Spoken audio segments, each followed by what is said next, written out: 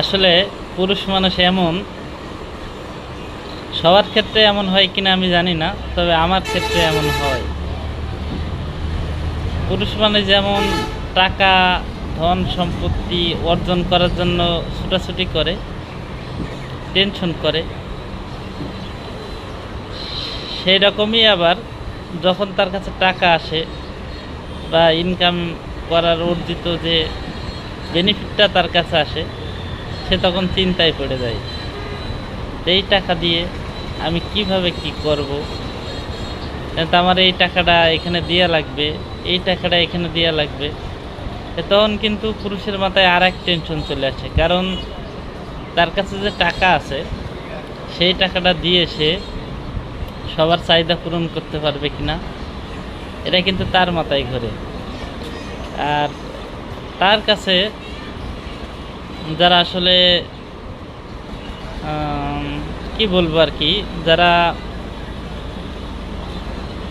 তার ভরসায় থাকে বা তার অর্জিত টাকা পয়সা জন্য যারা অপেক্ষা করে যে আমার ছেলেটা চাকরি করে, আমাকে কিছু টাকা পয়সা দেবে, বা আমার এই কাজটা আছে, আমার ছেলে টাকা দেবে। যেমন স্ত্রী, হ্যাঁ আমার স্বামী তো বেতন পাইছে, আমার স্বামী এই টাকাটা দেবে, আমি এই কাজ করব। ছেলে মেয়ের একটা আশা থাকে যে আমার বাবা এই টাকাটা দেবে। যে টাকাটা ইনকাম করে আসলে সেই লোকটা টাকাটা পাওয়ার পরে চিন্তা করে যে আমার কাছে আছে এই, আর আমি এই টাকা পয়সা আমার ছেলেকে দিতে হবে, আমার স্ত্রীকে দিতে হবে, আমার বাবা মাকে দিতে হবে, আমার ভাইকে দিতে হবে, বা আমি আমার কাছে একজন পাই, আমি ঋণ আছি, এই টাকাটা আমি দিয়া লাগবে। আসলে পুরুষ মানুষের জীবন অতি বৈচিত্র্যময়। আমি যে আসলে কখন শিশু থেকে কিশোর, কিশোর থেকে এই যে পুরুষ মানুষ হয়ে গেছি, আমি নিজেই ভাই জানি না।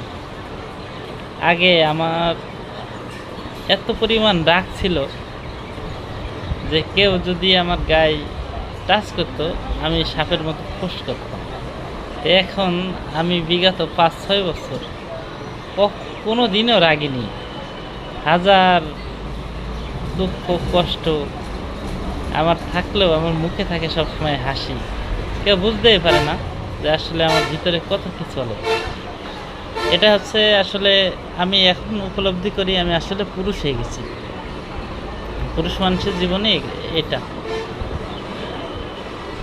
তো সবাই ভালো থাকবেন, আমার জন্য দোয়া করবেন, সবার জন্য আমি দোয়া করি যাতে সুস্থ সুন্দরভাবে যে জীবনের যে কয়টা দিন বাকি আছে